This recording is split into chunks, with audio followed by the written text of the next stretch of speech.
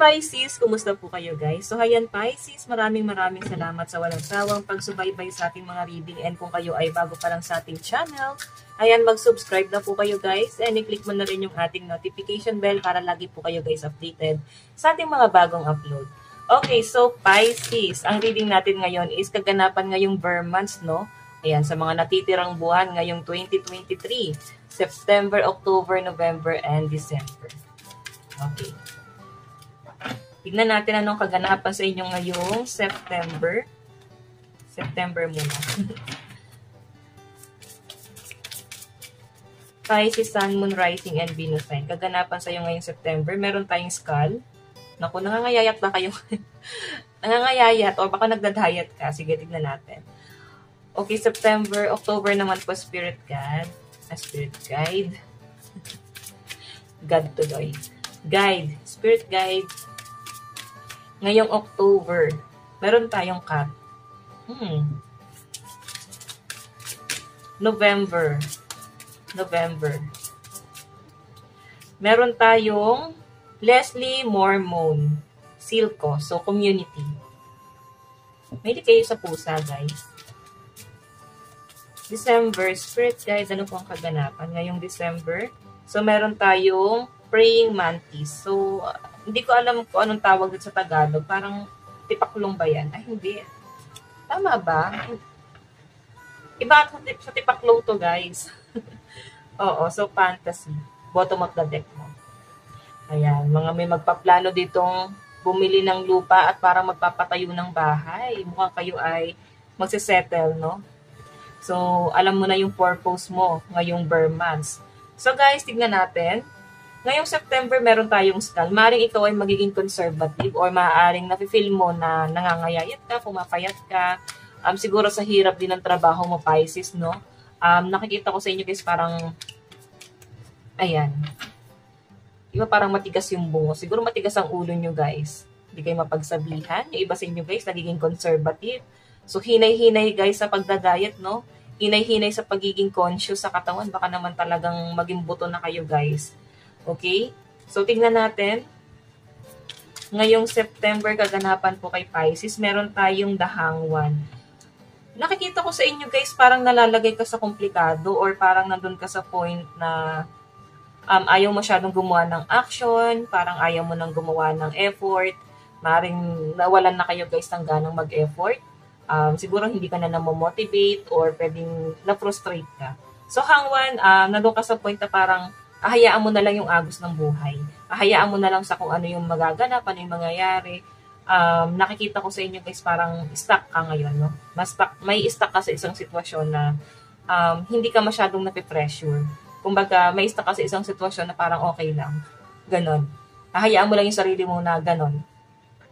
Tingnan pa natin guys.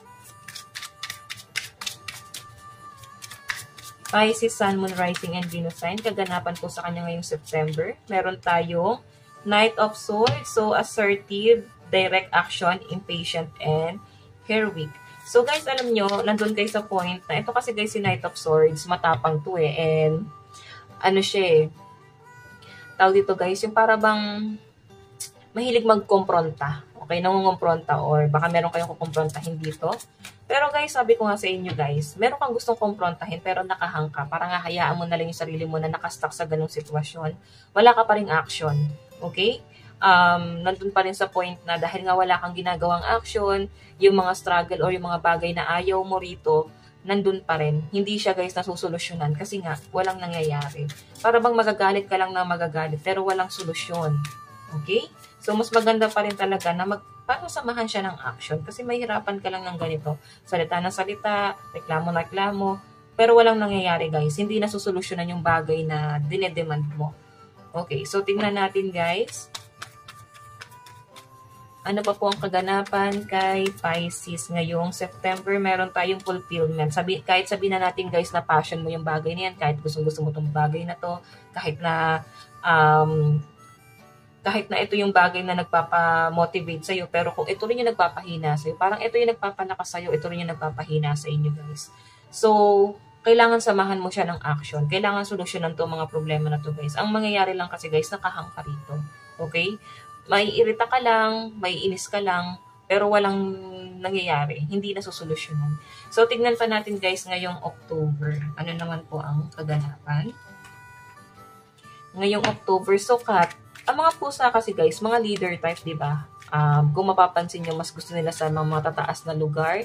Minsan sa bubungan pa nga sila na tutulog, no? Mga, ano yan eh, emperor yung mga yan. So, maaaring ikaw ay magiging emperor, leader type, medyo moody. Kasi parang ganun sila. Moody and ano pa ba to guys? Yung parang meron kayong paninindigan dito, no? Meron kayong pinaninindigan.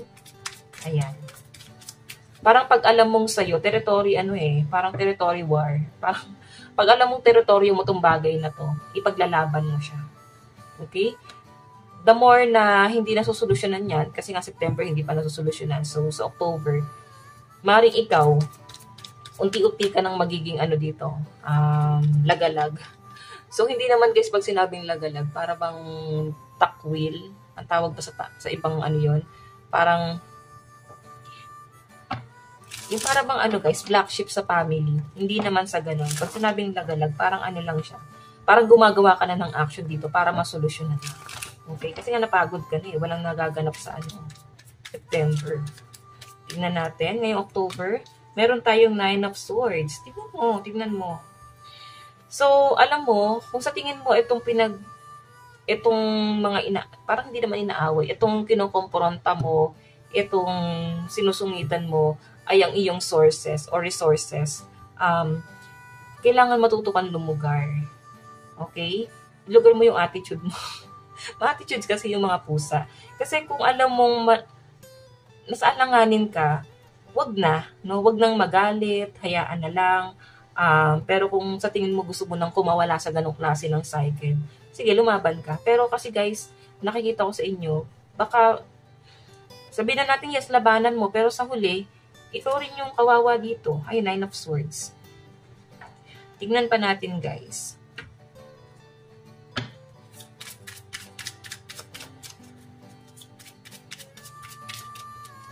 Meron tayong King of Wands. So, energetic, optimistic, natural, and leader, loyal. So, ayan nga. Sabi ko sa inyo, guys, sa mga pusa, leader type.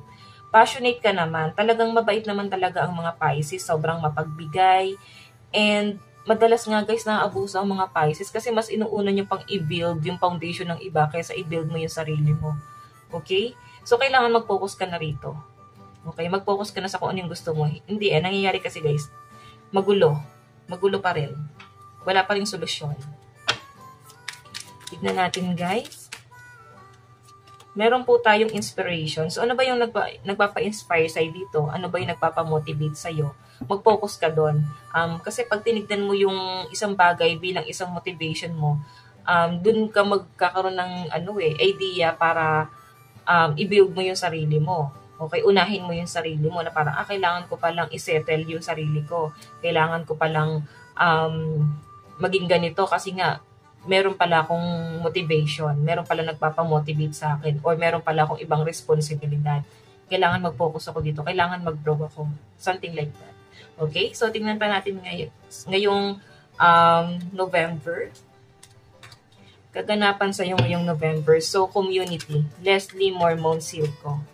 Ayan. So, community guys, siguro matututo ka makipag-socialize.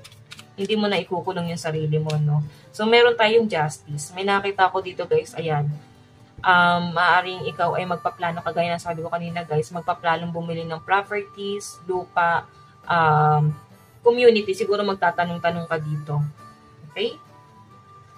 Ayan. So, be sure lang guys na totoo na to kasi nasasayang yung panahon at oras mo. Justice, meron ako nakitang papers, requirements, or pwedeng documents, pwedeng titulo na maaaring ayusin mo. Okay? Ngayong November.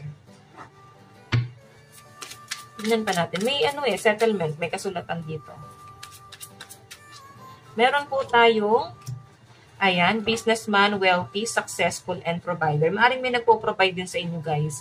Maaring ikaw ay, yung partner mo maayos din naman ang kanyang financial. Maaring may tulungan naman talaga. Siguro kinokontrol ka ng partner mo kasi nakita niya na parang iba yung path mo. O pwede ikaw yung kumokontrol sa kanya kasi nakita mo na nalili siya ng landas, no? Kaya nga, ikaw nagiging cut dito. community. Ang gusto mo lang dito, magtulungan kayong dalawa. Okay? So, tingnan pa natin, guys. Ngayong November. Okay. So, meron tayong clarity. May nakikita ako dito, guys, magkakaroon ka daw ng realization. Para bang makikita mo yung path mo, makikita mo kung saang aspeto ka nararapat kasi papunta ka dun eh. The sun, ayan, may new beginning, bagong cycle ang maaaring paparating sa inyo guys, and nakikita ko dito guys, maaaring business din na maaaring sisimulan mo ngayong November. So may success na maaaring mangyari dito guys kung sisimulan mo yan. And kung ikaw ay may partner, maaaring hindi naman talaga kayo nagiging okay ng ayan, nitong mga nakaraan, pero the lovers kasi guys, nakita ko magiging straightforward kayo dito. Okay? May partnership na. Pagtutulungan nyo na to. So, ayan guys, tignan naman natin ngayong December.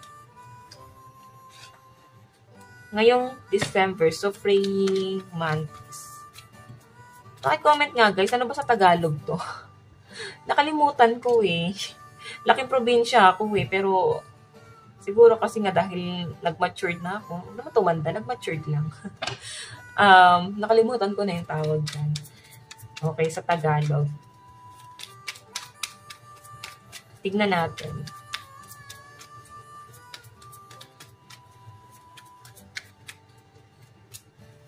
So, Two of Wands. Four of Cups. Alam mo, hindi matatag yung ano mo, sinasandalan mo dito. Akala mo, ito yung comfort zone mo. Akala mo, sila yung tutulong sa'yo. Hindi matatag yung mga sinasamahan mo. So, kailangan makikinig ka rin doon sa nagpapatatag sa inyo. Makinig ka rin sa bumubuo sa'yo. Okay? Maaring hinihilak sa tamang landas pero iba yung path na pinupuntahan mo. So, tignan pa natin, Pisces. Meron tayong Ten of Pentacles. So, inheritance, wealth, fortune, family, and tradition. So, may nakikita ko dito, guys. Maaring may magaganap naman po ulit na travel dito. Ayan, may travel. Fortune, maaaring may paparating daw pong swerte pagdating sa family ngayong December, no? Ayan, no, magiging masaya kayong family and may nakita ako magiging maayos ang daloy ng pera mo ngayong December. Makakapag-provide ka pa nga sa family mo. Maaaring meron din kayo guys reunion na magaganap dito para sama-sama yung family. Mukhang magiging masaya ka ngayong December. So, charm. Siguro ikaw yung lucky charm. New ideas, di ba? Magkakaroon ka ng mga bagong idea, na mga bagay na parang gusto mong simulan. Nakikita ko rin sa inyo guys na kung ano yung mga bagay na napundar mo, hindi mo hayaan na basta-basta lang mawala sa inyo yun guys. Kasi nakita ko sa inyo guys, parang pinaghirapan mo yung bagay na yun. Pinaghirapan mo tong bagay na to para makuha mo. And hindi mo hayaan na basta-basta lang mawawala sa inyo. Okay? So, tingnan natin guys ang inyong advice bago matapos ang taong 2023. Napakabilis talaga ng panahon. Every time na sasabihin ko siya, no? sa mga single sign na ginagawa ko ngayon. Bago matapos ang taong 2023, parang bigla ako nalulungkot. Ang bilis ng panahon eh. Ayan, meron tayong learning. Ano na ba ang mga natutunan mo dito? Kasi tatanungin ka ng gabay mo, may natutunan ka na ba? Okay, ano yung aral na natutunan mo ngayong buong taong 2023? So, tingnan pa natin. Karmic relationship. Kung sino man itong sinasamahan mo, no? Maring may karmic, maring nakakaranas kayo ng struggle ng person mo. And meron tayong reproach. So, may nakikita ko Pisces na parang may other person na involved. Okay? Yan yung distraction yun ng person mo. May ibang involved. So, ayan guys. Ito lang naman po ang inyong message ngayong Burr Months. Ayan, ito lang naman ang inyong reading. So, guys, maraming salamat po ulit. Hanggang sa muli. God bless and love you. Thank you.